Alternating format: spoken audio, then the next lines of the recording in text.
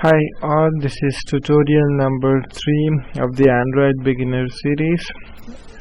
So in this tutorial we'll be playing around with some UI elements. I'll be showing you an example login form, and I consider learning by example is the best way to learn. So I'll just show you how to create a simple login form. Although it will the backend code of button click and accepting the form will not be there in this particular tutorial, but the UI part using the XMLs and the graphic layout will be doing that part. And by the end of this tutorial you will be able to create your own UI layouts with the existing elements provided by the Android SDK. So let's get started. So here we have just set our content view to activity main, and we'll just move to our activity main. Over here I have everything empty, so we can consider any of these layouts, but then for a login form I prefer a table layout. So we'll just drag a table layout. So we have a table layout right now, and we would need a table row for the first row what we'll have. So here I just drag a table row. This is our table row, and we would want a text field, a text view informing user that they need to enter their user ID in the text box what we'll have over here. So we'll go with a large text view. We'll just drag and drop it over here. So we have a large text, and then we need a text field. We'll go with the plain text. We'll just drag and drop the plain text. So we have a text box where user is allowed to enter the data, enter his or her user ID, and a large text box which will ask them to enter the user ID over here. So how do we change this? We just double click. We are navigated to the XML part where we'll change this text views text to say user ID, and we have it over here. Okay, so here these elements what we see layout with, although it is fill parent by default, but as per latest Android suggestions, it's good to go with match parent. I mean, if in case you are for the internal elements, it's good to use wrap content or match parent rather than fill parent, although the functionality would be most probably same, but preferably. And now when we go back, when you see over here, it's more like these are stashed up to the end of the screen. We do not want that. So here we can do two things. We have something called padding and margin. So what margin will do is that it will just push this particular table row, whatever is there, it will just push it in, so the elements will also be pushed a bit in. And the padding what will do is that whatever elements are inside the table row, those will be pushed in. The table row would still be over here only, but these elements, the width between the elements and the table row would be increased. So margin is where the width between the screen and the table row would be increased, but padding would be where the child elements boundaries would be increased with the parent element, that is table row over here. So just let me just show you what exactly happens. So we'll go over here and we'll say table row, and I will say Android margin. So if you want a margin to specific sites only, so you can use any one of these. As we want in all sites, we'll just say Android layout margin, and we need to give it in DP. Earlier it was SP I guess, but then now it is DP for scaling it properly across all devices. So now when we go back over here, now you see the table row is slightly pushed aside from the boundary of the screen, and it looks better. And if in case you want to push in this user ID even further a little bit, we should go ahead and In the text view, I will say Android. Rather than text view, I would say I will go back to my table row, and here I would say Android padding is equal to say 5 dp again. So you will see a variation in elements as well. Now you see the elements are also pushed aside from the table row, that is the text view and the text box what we have. So this is the basic difference between Android padding and margin. So we'll go ahead and we'll drag our next row whatever we want. So the next table row I'm dragging over here. We have our next table row, and we would again want a text view to ask the user for password. So this is our text view, and here you go. There are so many types of text fields which we can drag and drop. This is like a new feature, and this is really helpful for all of us. So we would want allow user to enter password. If in case you only want to enter them a numeric password, you can also do that, but we would not go with numeric for now. We want alphanumeric. So we'll just drag drop this password over here, and again we need to adjust the same things. So we'll just go back and we'll name this as password, and we'll just go up and copy this one part and paste it over here. So we have the same look and feel, and it looks good. It looks really good over here now.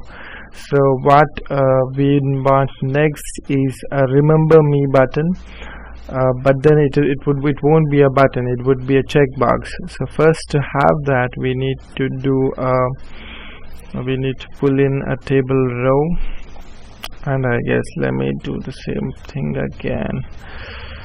Here is our table row. Just enter, and then I have this won't make much difference. I'm moving this space, but then I'm just doing it so it looks good to me at least. So here we have our table row, and we would want to put a checkbox. So here you have a checkbox. You'll just drag and drop your checkbox, and it looks beautiful over here, a checkbox.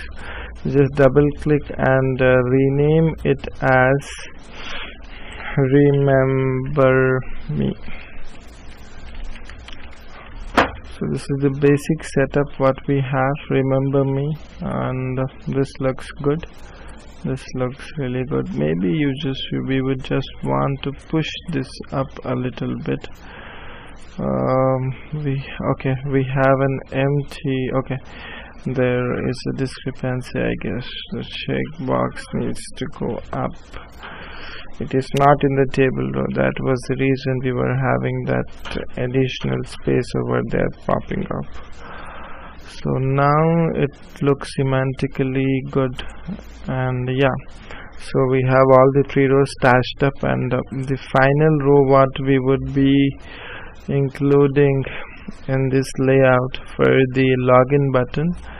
This is the final row what we have, and we'll just drag a button first. Let me just drag a button. Okay, we have a button, and then I'll go back. I'll just copy this particular piece of XML code. So this we can actually also call as XML coding, although it just creates the UI, but then it is a critical part. So here is our button. So we would want to change its name. I'll just say login. So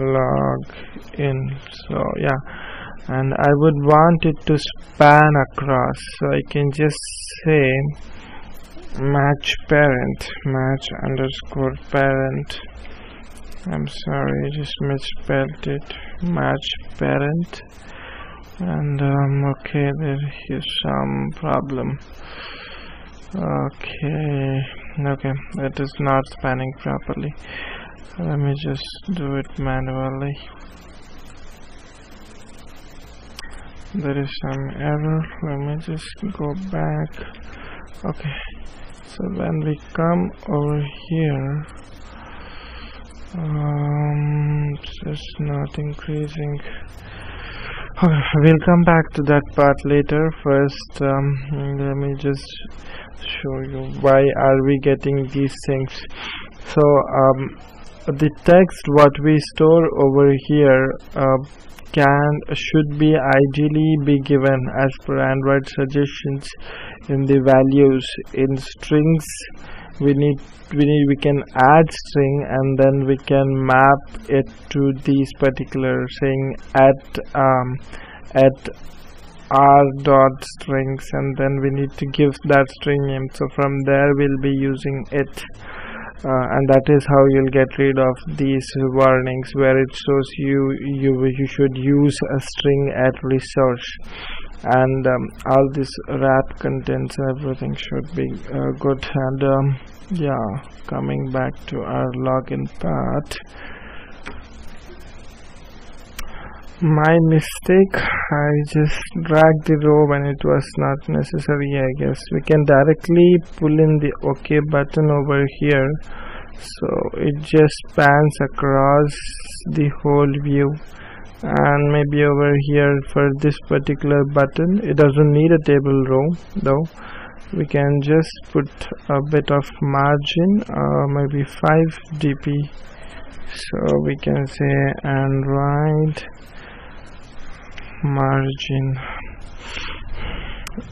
layout margin, and that we can give as 5 dp as we have been doing. And yeah, it gives that sweet look to that whole thing.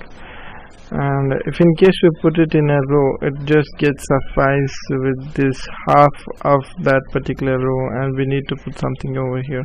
So you just need to span it across the whole screen width, and we can just drag and drop it without under any of the table rows. If in case you want to put this, you want to extend this button, that we can of course do, but then I prefer it being like this. It gives that subtle look, nice look. Maybe we can just drag this button down here and enlarge it, but then for that you would need a relative layout. Table layout might not do good. So we can insert a relative layout over here, and then relative layout over here, and then span and then increase the size as you would want. So for now this looks pretty good. I'll just run this tutorial, run this particular layout in an emulator and just see how does it look. We have an emulator. It will be good to see in an emulator how is the output.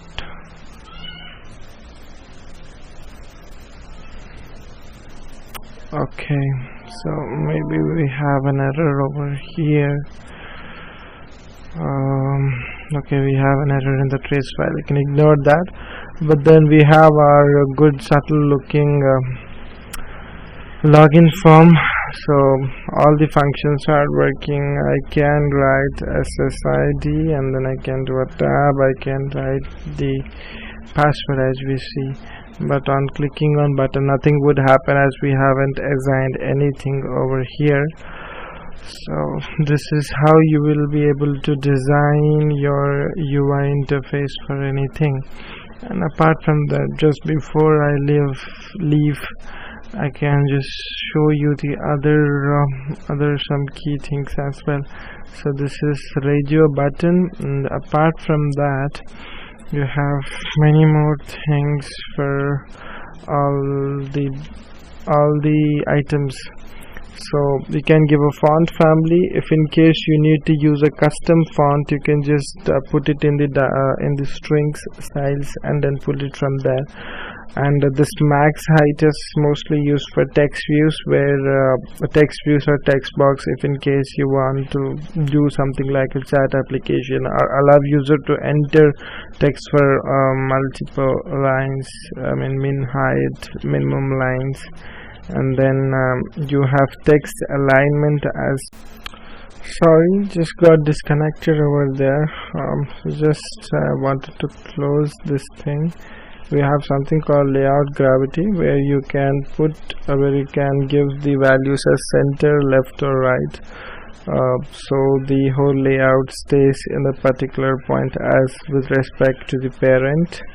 And then I had already told you about the min height, min width, and then we have text alignment. The text inside the specific element where it should align itself, and then we have again specific gravity for that particular element, not the layout, and like that we have many more. So as we go on with designing many more layouts, we'll be looking through all these elements, but for now I guess this should be good enough to get you started. And thank you so much for watching this tutorial. Please do subscribe.